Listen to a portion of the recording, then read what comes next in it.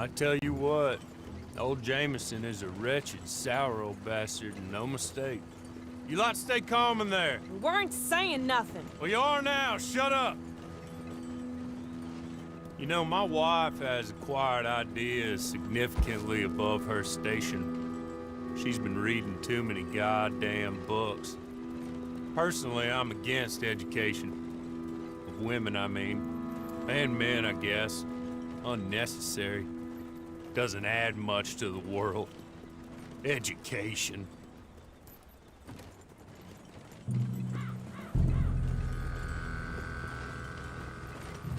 Good day, gentlemen. Oh. Don't do anything stupid. Nobody gets shot. Act like fools, and the pair of you will be dead within a minute. Now, what are your names? Jenkins and Milliken. Well, Mr. Jenkins and Mr. Milliken, throw your guns to the ground and get on down here. That's it. Very glad to meet you. It's not worth being rash. You boys get paid a salary. You get that salary whether these people escape or not. Your wives presumably want you alive. Let them out. Now, please. Okay. Okay. You all run away. Aside from you. Try to stay out of trouble. This is a stroke of good fortune for all of you. Use it. Now, Mr. Jenkins and Mr. Milliken, be so kind as to quickly run away before somebody gets shot entirely unnecessarily. Go on, don't look back. Mr. Wendt, I believe it was $50 we agreed on. It was. Here's 50 each. Each? Yes. Now get out of here, both of you. My employer and I appreciate your professionalism. All we did was stand there and look tough. And you did it fantastically well. Good day, gentlemen. Now, ma'am, how about you pick up these guns and we move out? My mistress is waiting for us.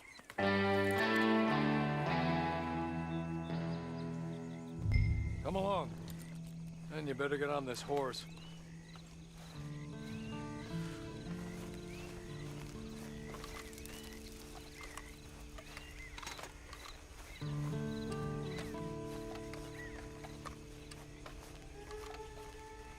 It's not much of an animal, but I haven't got far to ride.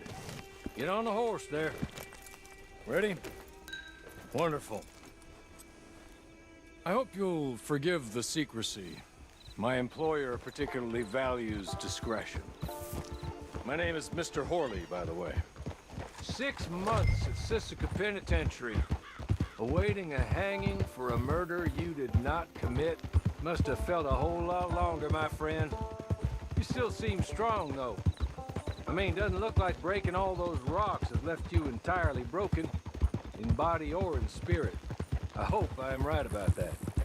Rounding you folks up, and those sham trials, they were a disgrace. Made a mockery of the rule of law. I still can't quite believe they got away with it. There's others convicted when you were. Came out breathing fire. Have you heard like that, too? Guess we'll see. Maybe you just want to put it all behind you. Forget you were in there at all. That would be fine, of course. But you will listen to my mistress first. She spent a good sum getting you folks out. You owe her an audience, at least. You've been away for a while, so we'll help you get set up in the world. And if you want to accept our offer, you can. That's more than reasonable. And freedom out on the range can wait a few moments longer, can't it? She's just up here. There's the camp. Get your horse.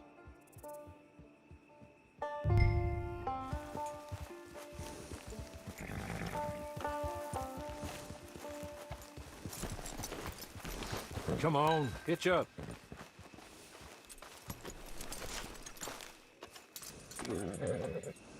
This way. She's anxious to meet you.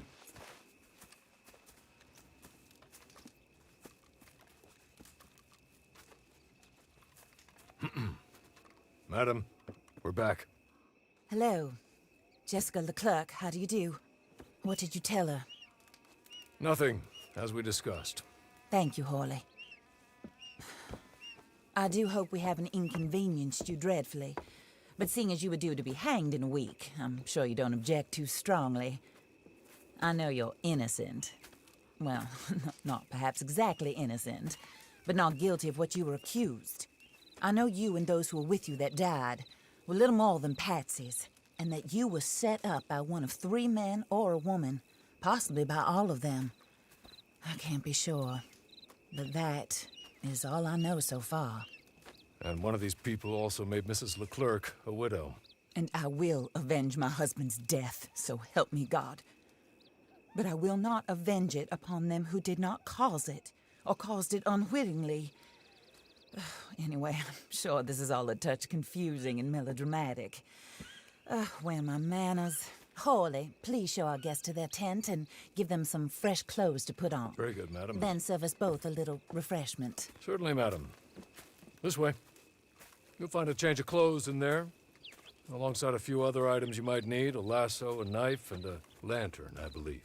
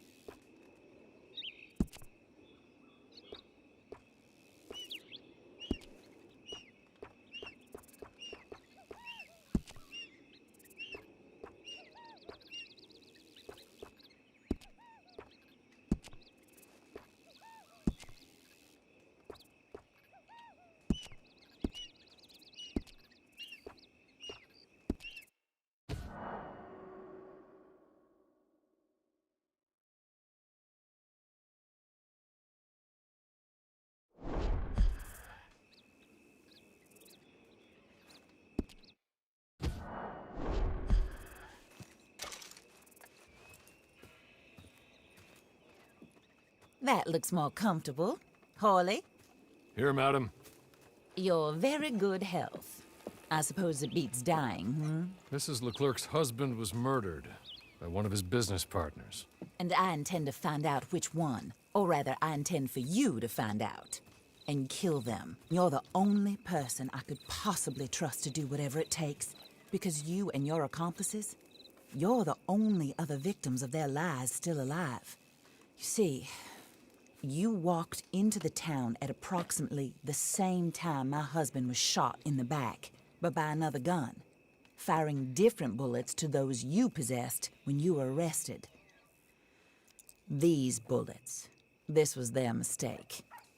You were rounded up and sentenced to death, all because you came to town and didn't talk too much and seemed like you were nasty. Anyway, here they are. The people who run Blackwater. Mr. Jeremiah Shaw, banker, real estate speculator, and crook. Mr. Amos Lansing, ranch owner, speculator, and crook. Mrs. Grace Lansing, his wife, society patroness, lover of the arts, crook, and my former best friend. Teddy Brown, her disgraced brother, outlaw, wanted man, and still in contact with them. All I ask of you is your help in finding out quite what happened. Mrs. Leclerc would like to help you get back on your feet.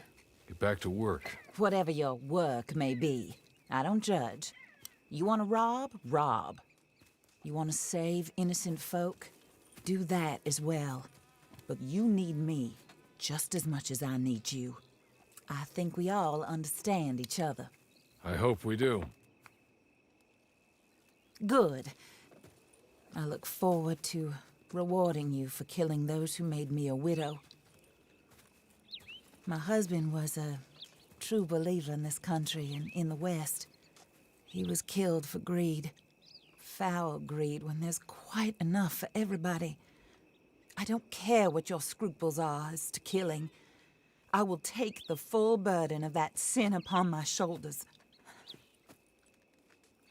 Goodbye, for now. Then Hawley, go introduce her to nice Mr. Cripps. I think you'll like Cripps well enough. He's long past his prime, of course, but he hasn't gone entirely crazy just yet. And he will help you, better than most of his ilk. Cripps! Get up! Hello, partner. Horley. This is your new boss. Oh, pleased to meet you, partner. J.B. Cripps at your service. We'll pay to get your camp established. Mrs. Leclerc is a generous benefactor. And, where are we headed?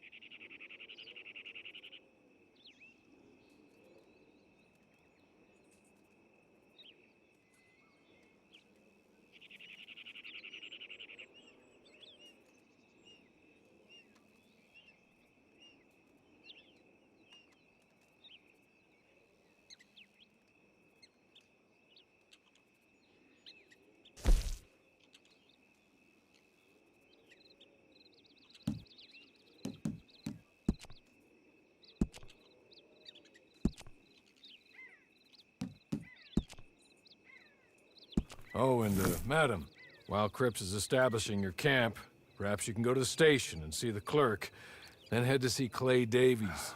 He's a horse thief, and, not a terribly nice one. Then meet Cripps back at your camp. See you shortly, boss. Good luck.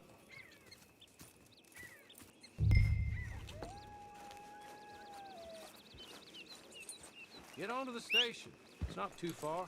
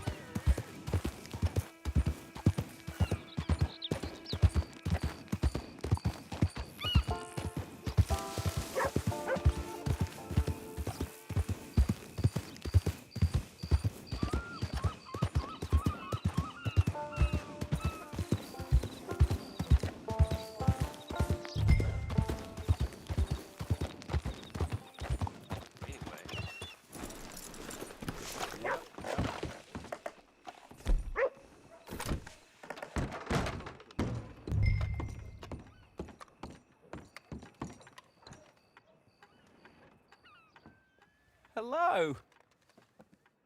You must be a Horley's friend. He's one of us. He said you are also a discouraged creature. Now, I will be honest. I try not to talk too much to women. Well, let's leave that. Alden, that's me. But Horley insisted you was okay. I'm very discouraged, you see. Anyway, it's a pleasure to make your acquaintance. Sort of. I find your reticence charming. Real charming. I heard you might want to earn a little extra money. Well, some gentlemen have been robbing our stages, and they are not part of the club, if you catch my meaning. If you can make them go away, I'm sure they will have something of interest to you. They're up in tall trees. See what you can do, okay? Here, by the way, a catalog. The latest issue. Just came into this armpit from a land more civilized. And if things work out, well, my colleagues and I move around these stations as needed. And all of us are very discouraged. We will all help you with pertinent information, even if you are a lady. Good afternoon, ma'am.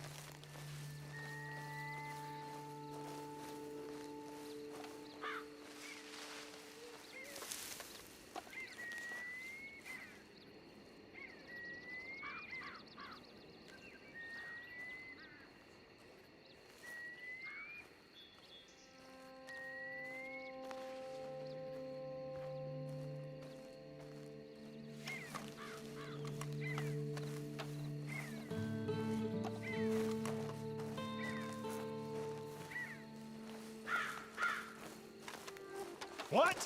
This... Got the fear? Should have.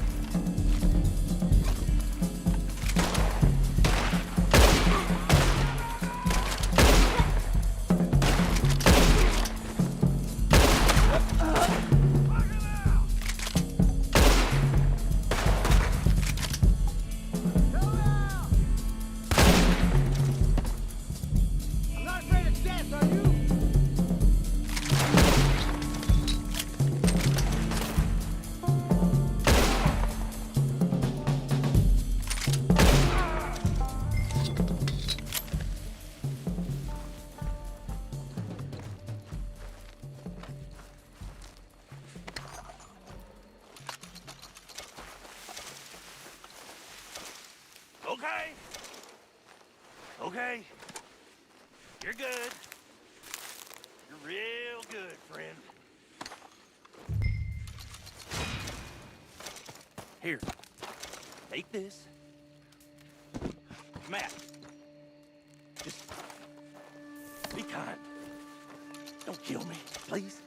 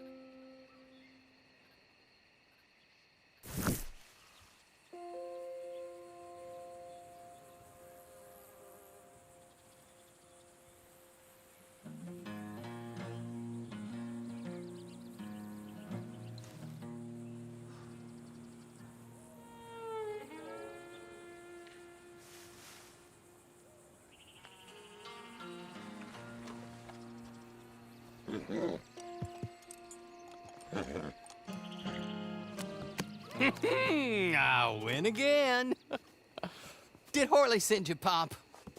I'm Clay Davies. This is my brother, Clive. He don't talk. Maybe you two will get along better. Maybe not. Listen, I heard you wanted to earn some money.